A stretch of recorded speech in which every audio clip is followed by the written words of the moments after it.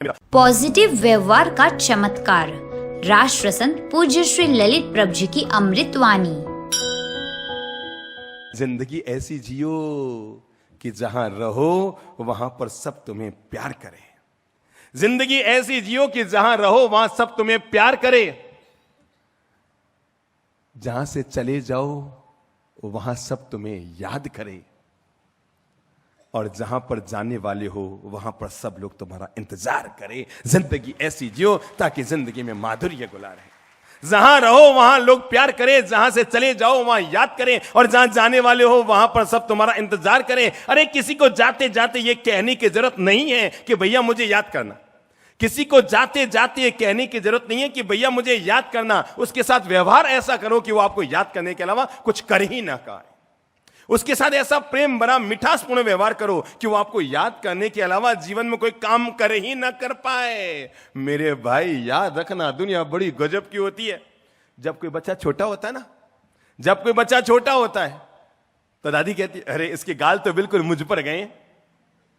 कहती है ना, इसके गाल तो मुझ पर गए हैं। बुआ कहती है इसकी आंखें मुझ पर गई है। दादा कहते हैं इसका ललाट मुझ पर गया है। पापा कहते हैं इसकी ठुड्डी मुझ पर गई है। मम्मी कहती है इसका पूरा चेहरा मुझ पर गया है। और जब वही बच्चा बड़ा होकर शैतान बनता है तो घर के सारे लोग मिलकर कहते हैं पता नहीं। हमने कहा बस ऐसे ही मन हो गया था कि आज जब नगर प्रवेश हो रहा है हमारा, तो पहली मिश्री, पहला मीठा मुंह हम आपके घर से करेंगे। लो मंगल पाठ सुनो। हमने उनको आधा मिनट में मंगल पाठ सुनाया और हम दोनों भाई बाहर आ गए। मेरे भाई और बहनों, जिंदगी में किसी भी सद्व्यवहार का परिणाम क्या होता है, मैं आपको जीवन का राज ये बताना चाहता हूं। जब हम अंदर गए तो दो भाई गए थे, पर बाहर निकल कर आए तो उसका पूरा घर हमारे साथ था। और पूरी शोभा यात्रा हुआ आदमी, महाराज की जय जयकार हो, महाराज की जय जयकार हो, महाराज की जय जयकार हो। जब हम कार्यक्रम स्थल पर पहुंचे तो ये समाज के सारे नेता लोग मिलकर हमारे पास आए। कहा बाप जी आपने किया क्या? ये आपको महीनों से गालियां निकाल रहा था और अचानक ये तो आपकी क्या जय जयकार कर रहा है, चिल्ला रहा है महाराज की जय जयकार हो, ललित प्रभु जी की जय हो, महिमा प्रभु जी की जय हो, चंद्र प्रभु जी की जय हो। ये क्या जय जयकार का आपने जादू क्या किया? हमने उनके कान में कहा हमने कुछ भी नहीं किया, केवल आधा मिनट का इसके साथ सद्व्यवहार किया, जिसका परिणाम निकला कि जो दुश्मनी पाल रहा था वो भी हमारा दोस्त बन गया।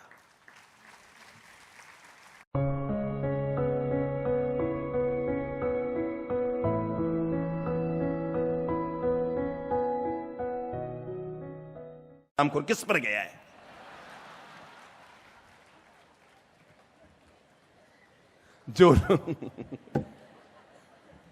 जो लोग आपको बचपन में कहते रहे थे ना कि मुझ पर गए, मुझ पर गए, बड़े होने पर वे आप पे गौरव करें कि वास्तव में मुझ पर गया है, और आपके नाम गौरव के साथ ले। अपनी जिंदगी को इतनी महान बना लो। पहला काम कीजिए सद्व्यवहार के नाम पर। पहला काम, जो आपके साथ बुरा कर दे आप उसके साथ भी भलाई का व्यवहार कीजिए। नंबर एक, कैसे हम अपने जीवन के स्तर को ऊंचा उठा सकें। शरीर तो सबका लगभग एक जैसा है, कपड़े सबके लगभग एक जैसे हैं, पहनावा सबका एक जैसा है, जीवन का स्तर सबका एक जैसा है, पर अपने स्तर को हम कैसे उठा सकें। पहला काम कीजिए, जिसने हमारा भला न किया हो, जिसने हमारा अहित किया हो, उसके साथ भी आप भलेपन का व्यवहार कीजिए। आपको लगता है ना अमुक व्यक्ति आपका विरोधी है, घर में अमुक व्यक्ति या अमुक सदस्य आपके लिए विपरीत वातावरण बनाता है, आप उसके लिए पॉजिटिव बनिए, आप उसके लिए सकारात्मक बनिए, आप उसके साथ सद्व्यवहार कीजिए। इसके एक शहर में हमारा चातुर्मास था, और हम जब उस शहर से करीबन 5-10 दिन पहले पदयात्रा कर रहे थे कि एक दिन समाज के सारे ट्रस्टी लोग हमारे पास आए और आकर कहा बाप जी पता नहीं आप तो हमारे शहर में पहली बार आ रहे हैं, हम उस शहर में चातुर्मास करने के लिए पहली बार जा रहे थे, आप तो हमारे शहर में पहली बार आने, पर एक अमुक वो आदमी है, समाज का बड़ा प्रमुख आदमी है, पर पता नहीं जब से आपके चातुर्मास की यहां हुई वो कोई दूसरी परंपरा का है और आपके लिए उल्टी सीधी बातें करता है। हर समय उल्टी सीधी बातें करता रहता है, हर समय टिप्पणी करता रहता है, हर समय आलोचना करता रहता है। हमने कहा कोई बात नहीं, जिसकी जैसी सोच होती है वो आदमी। नहीं बाप जी, अरे हर समय जब देखो तब चातुर्मास समिति में डाला तो कहता है मैं नहीं रहता इस समिति में। ठीक है, हम 2 दिन और पास पहुंचे तो फिर वो समाज के लोग कहने लगे अरे बाप जी उसका तो इलाज करना पड़ेगा। अरे अपने आप को समझता क्या है, जब देखो तो आपकी बातें कर रहा है।